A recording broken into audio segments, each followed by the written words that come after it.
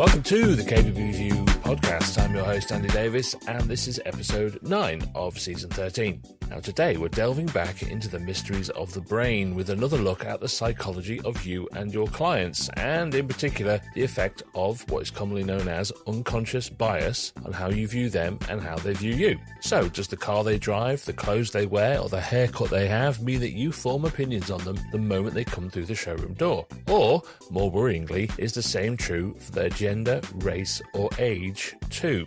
The answer, according to our guest, retail psychology expert Phillip Adcock, is an uncomfortable yes to all of them, no matter what you might say or think on the surface. Millions of years of evolution have made you instantly judge everyone you meet, and these unconscious prejudices are constantly battling with your conscious desire to treat everyone the same. His view is that the more you're aware of how people's unconscious minds work, both yours and your clients, the more successful you can be in selling your services. And that could mean accepting some uncomfortable truths and actively, consciously choosing to go against them. It's all fascinating stuff, and it's coming up in a moment. But first, it's virtually Halloween, so here's something guaranteed to scare the bejesus out of you. There's only a few weeks left to get your entries in for the kbbreview Retail and Design Awards 2025. Entries close at 5 p.m. on November the 14th, and we won't be extending that no matter how many tricks or treats you give us. We have categories for kitchen and bathroom designs at different project costs. We have Showroom of the Year, Retailer of the Year, Installation Company of the Year, Supplier Team of the Year, New Retailer of the Year, and our Rising Star Award for those in KBB Retail under the age of 30. In other words, we've got something for everyone and it's totally free to enter, so you've got absolutely nothing to lose. All you need to know is at kbbreview.com/awards. That's kbbreview.com/awards, and that link is in the episode description. Good luck. So here is Phillip Adcock. Welcome back to the show, Phillip. Thank you. It's been a while since you've been on, maybe even pre-COVID. Oh, I can't remember. Yes, we're both getting older. Well, that is certainly true. For those who haven't heard any of those previous episodes, let's start with your credentials. So give us the brief summary of what exactly it is that you do.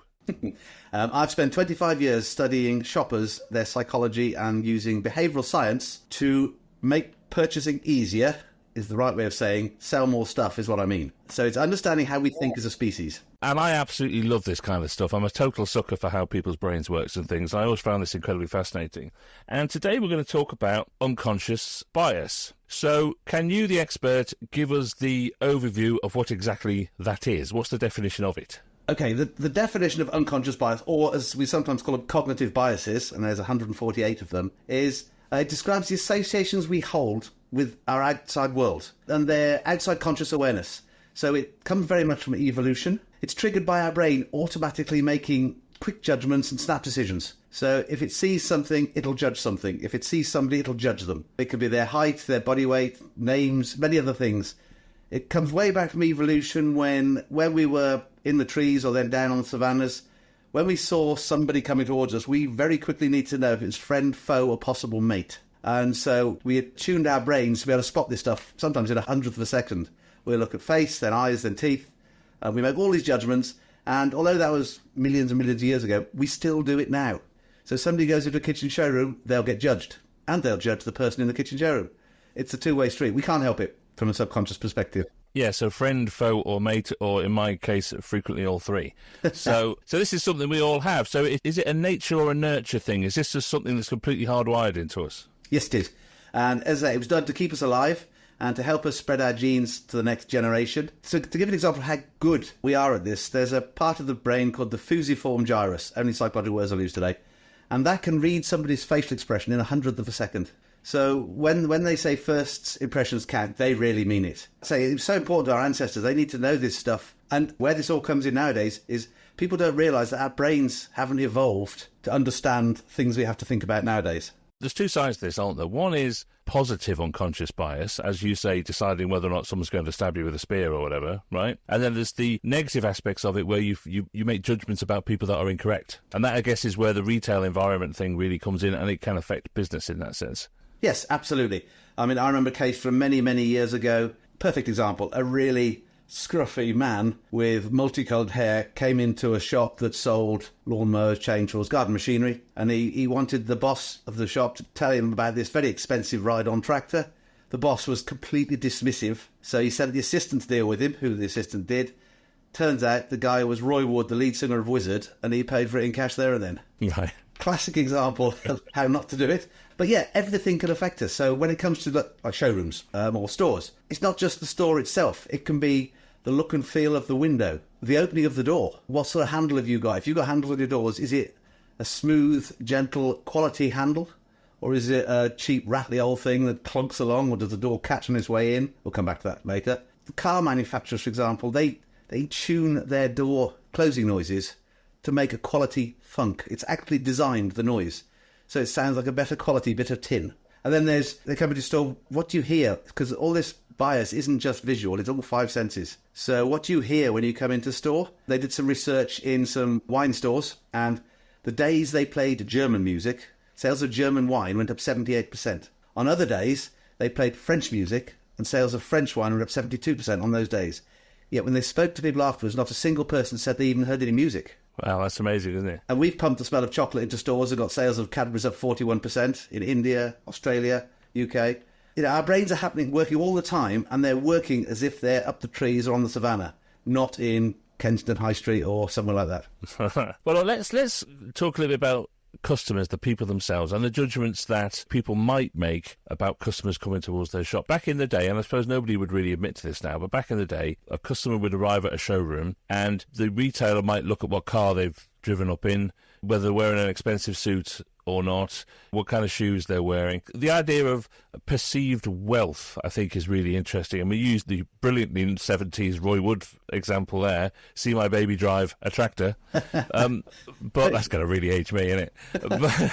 but you know, I think that's probably one of the most common unconscious biases that a retailer might have, is judging how wealthy somebody might be. Yes, and I think the best thing, you're absolutely right, the best thing retailers can do is recognise that they can't stop their brain judging. Their brain is going to judge. If you are a certain colour, a different colour comes in. If you're a certain gender, a different gender comes in. Certain height, different height comes in. You may have a poor car, they come in with a posh car. Your brain will judge that. You can't help it.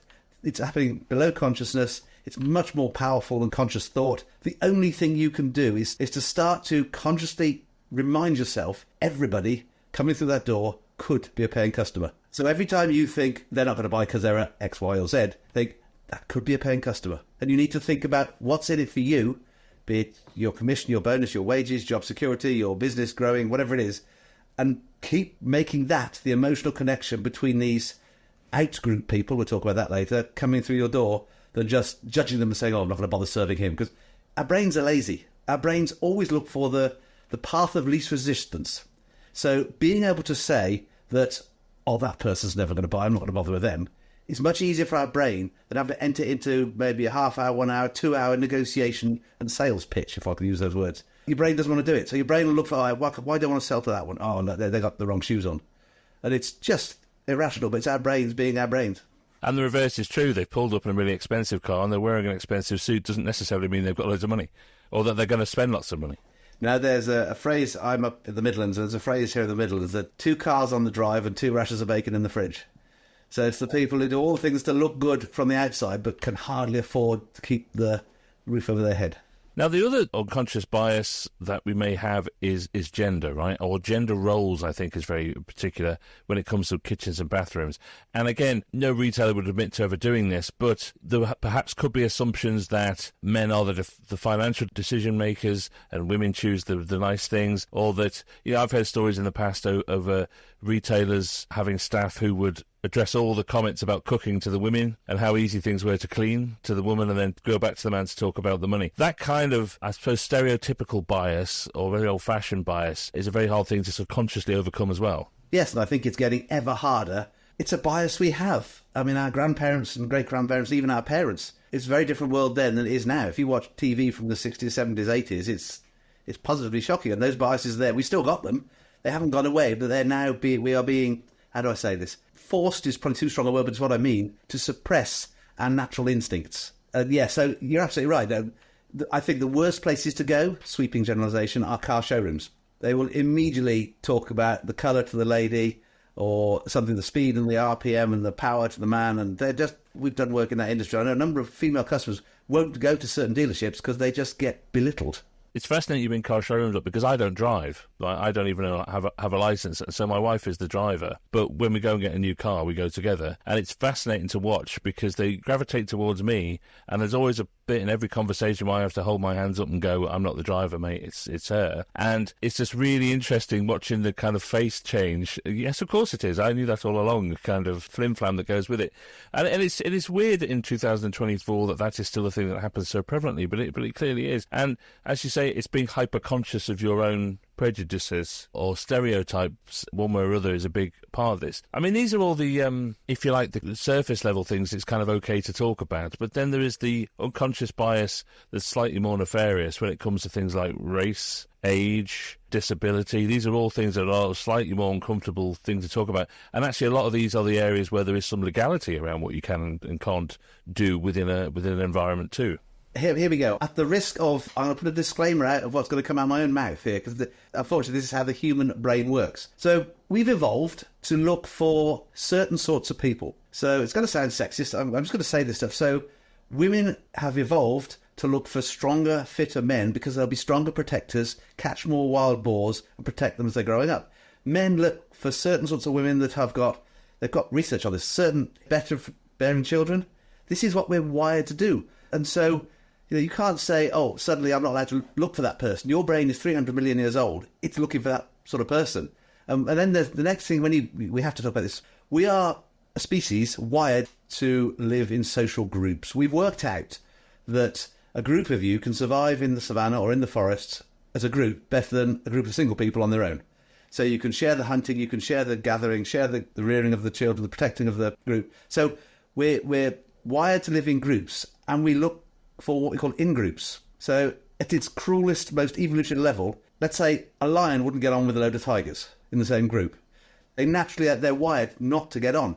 And going back to the looking for fitter, healthier mates from an evolutionary perspective, not my view, this is evolution, then that's the way it is. This is the constant battle that you have in your modern head, I suppose, isn't it? Is that you have these evolutionary impulses and instincts, but your 21st century moral brain is telling you that all that is wrong, quite correctly, and this battle between the unconscious and the conscious is and you're trying to have all this battle in your brain while talking to somebody about their worktops.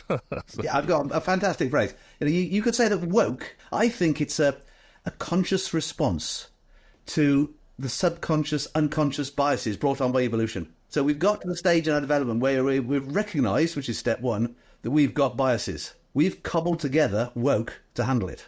That's what I think. Look, if you're in a showroom environment, we don't want to offend anybody, do we? You know the potential, we don't want to offend anybody anyway, but particularly people who might be customers of yours. And I think this hyper-awareness of doing and saying the right thing is a big part of what successful retail is. Now, your own thoughts, your own opinions, your own conscious biases or otherwise, you kind of have to bury down as far as you can in order to give the service levels that you want to give anybody. Yeah, but here's another challenge which sort of drifts away from the subject, but worth putting on the table. When we're talking to somebody, so let's say we're talking to a customer that subconsciously we might not like, for the reasons we've been discussing, but we still want to have a dialogue in the store with them to sell them some stuff. They've analysed and they've worked out that the words coming out of our mouth can represent as little as 7% of what we're communicating. So you may be lying through your teeth about how much you like this woman's knowledge of powerful cars, but your face is giving away a whole new story. So you could actually get into more trouble by lying and thinking you're clever, because they'll be reading your face, as I said, in 100th of a second and recognising what's not true. So it's a nightmare. It's a nightmare. There is no easy answer, but there is lots of other things we can do in our retail arenas that will help with bias from a positive perspective. Well, we'll come to that in a second, because I just wanted to deal with another part of it, of which is how you actually set your showroom up in the first place. Because, look, I'm quite tall, I'm 6'3", but I don't walk around the world thinking I'm tall. The point of view I have of the world is my point of view, and therefore I don't necessarily always think about how low down things are, how high up things are, what I can reach and what I can't. And I'm thinking, if you're designing a showroom, are we making assumptions about the people who walk around those displays will be the same as us and see the same things that we do? Yes, you're right. We make these assumptions, and we'll come on to one about handedness in a minute. I suppose it's the idea of average, isn't it, I suppose? Yeah. And what is the definition of average? And should we constantly be working towards the mean in that way? Well, how can retailers mitigate this? Let's go back to the basics here. What can they do? Is it just literally about checking yourself before you open your mouth? What is the answer? apart from recognising that this is a conscious response to a subconscious issue, I think the first thing you do is stop being the retailer and start being the customer, just for a short bit of time. Let me give you a really silly but so common example. So you have a showroom and it's got double doors into it. The old-fashioned hinged double doors, a left door and a right door. 90% of your customers are going to be right-handed. Their natural gesture from a smooth psychology processing point of view is to push their right hand forward to open the door. If you unlocked your store from the inside in the morning, and you're right-handed, which 90% of you will be, you've unlocked the other door, so they have to pull it. And so that immediately makes it harder for them to think about, harder to do, so it's more unnatural. If we can make things more natural for the customer, not us, so do it for the shopper, not the stockkeeper, it's much easier. I'll give you an example. We presented some pictures of some wine, bottle of wine with a glass of wine and some message said buy our wine, and the glass was to the left of the bottle. And we said to the client, that's the wrong way round. You need to put the glass on the right of the bottle, because when people see it, they will imagine reaching in with their dominant hand and picking up the glass of wine. Just as I said, you'd reach in with your dominant hand and push the door forwards. So they didn't believe us, but they moved the glass from the left to the right, so they're favouring right-handers, and sales went up 32%.